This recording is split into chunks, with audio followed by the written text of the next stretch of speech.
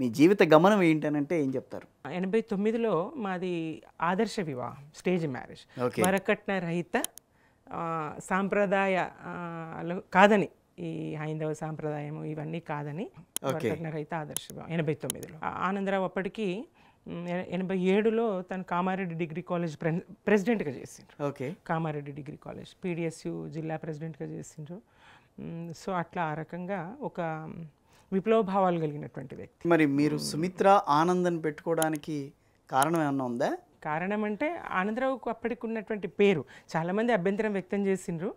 ఎవరైతే ఈ విప్లవ సంస్థల్లో పనిచేస్తున్న వాళ్ళైతేనండి, మా అంటే ఓ పక్కనేమో మీరు మహిళా ఉద్యమాల గురించి, మీ ఉద్యమం వాటి గురించి ఇప్పటి వరకు చెప్పుకుంటూ వచ్చారు. కానీ మళ్ళీ ఏమో నా వెనకాల మా మొగుడు ఉంటారని చెప్పి చెప్తున్నట్టుగా కనిపిస్తోంది. వెనకాల మొగుడు కాదు, మొగుడు కన్నా ముందు నేనున్నా. సుమిత్రే ముందు ఉంది, ఆనందరావు వెనుకున్నా. నా వెనకాల అంటే మిమ్మల్ని అంటున్నా, మీ వెనకాల నా మొగుడు ఉంటారు. అది సుమిత్ర ఆనంద్గా నేను మార్చుకున్న క్రమంలో నాకు ఎందుకో వసంత కన్నాభిరాన్ పేరు, అట్లాంటి వాళ్ళ పేర్లు విన్నప్పుడు బాగుందనిపించేది. కన్నాభిరాన్ గారి పేరు తను వసంత గారు చాలా గొప్ప వాళ్ళు ఉన్నారు, ఇట్లా పెట్టుకుంటూ ఉన్నారు.